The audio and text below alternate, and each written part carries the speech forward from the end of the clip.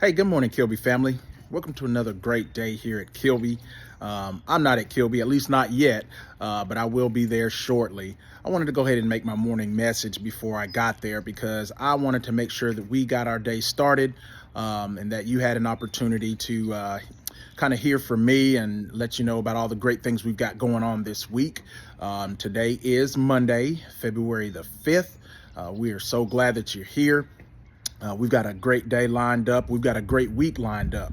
If you remember, we started off our One School, One Book Friday. So we are reading Mary Poppins. I hope you had a chance to do a little reading this weekend. You also received your schedule as far as when you are to read so many pages per night. And remember, the pages that we assign, those will be the trivia questions will come from those pages that you've read. So make sure that you're reading the book and trying to take in as much as you can. That's called comprehension, being able to read and then go back and tell somebody what you've read or try to remember what you've read, not just the words, but the content. Okay. So we've got our trivia questions for today. This is our first one. And we're going to break it up by grade levels. So you will only need to answer the question that goes with your grade level. So for example, our kindergartners and first graders only. Your trivia question for today is, who is the oldest child in the Banks family? Who is the oldest child in the Banks family? This is from the book. So you might have to go back and do a little reading or get someone to help you find that answer. So first grade and kindergartners, your question is, who is the oldest child in the Banks family? Now, second and third grade, your trivia question is, you are to provide one piece of evidence that proves that Mary Poppins is magical. If you remember from the reading, she did some things. So what is one piece of evidence to prove that Mary Poppins is magical?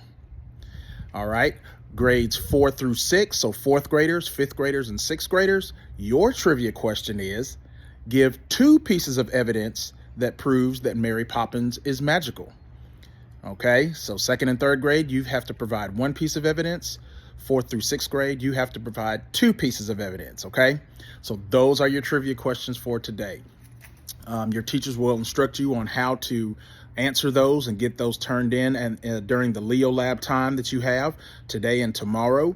And then we will do a drawing and determine who our trivia winners will be. Now remember, just because you answer the question correctly does not guarantee that you win a prize, okay? When you answer the question correctly, your name goes into a drawing for the prizes, okay?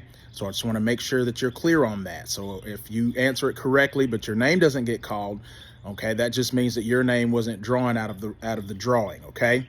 But we want everybody participating, turning in those trivia questions so we can win those great prizes, okay? All right, our Morpheme Challenge for the week. We've been doing so great this year. We want to definitely keep that going. So our Morpheme Challenge for today and this week is the word super, or the root super. S-U-P-E-R. So that means to be over or above something, okay? Over or above something. So I think about a supervisor. They are over or in charge of the employees that work under them, okay? We think about the superintendent of schools. Dr. Jimmy Shaw is our superintendent, which means he is over all of the schools in Florence City. Okay, so that kind of gives you an idea of what that root super means. All right, so that is our Morpheme Challenge for this week. All right, again, we want to congratulate all of our jumpers on Friday that competed in our jump rope competition. Again, you should get your prizes sometime this week from Coach McCoy. So we want to thank you for doing that. We just had a great time with that. I survived the silly string. That was a lot of fun. So all of you that participated in that, thank you for that. That was a good time on Friday. All right. Don't have a whole lot else to talk about, really. Just continue making good decisions, continue to doing all the things that we need you to do to be successful. Okay, some of you all are finishing up your iReady diagnostic this week, so we need to go ahead and get that knocked out so we can keep moving, so you can set your learning path. And again, those learning paths are so important because it helps us as teachers know what we need to teach you and get you ready for that ACAP that we have coming up. Okay, that is a super duper duper duper duper duper big deal. All right, so we want to make sure that you all are ready. That's all for now, guys. We're going to pause now for a brief moment of silence, and then we will have our pledge.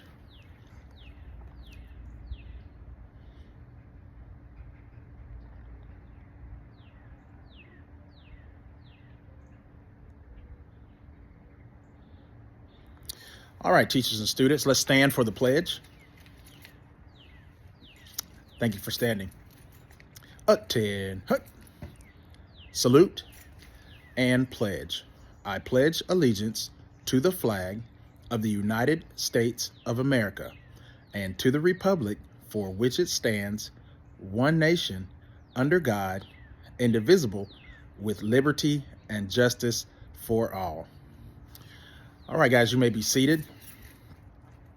Again, that's all I've got for now. I've enjoyed talking to you from my backyard. This is where I live. Kind of get an idea. So listen, I hope you have a fantastic day. Like I said, I'm on my way there now. My wife is out of town, so I've got to take my son to school, and he can't get dropped off until a certain time. So I will be there shortly. By the time you watch this, I will probably already be there. So I look forward to seeing you in the building this morning. Have a fantastic day. Let's get this week started off right, okay? Take care, guys, and roar Lions.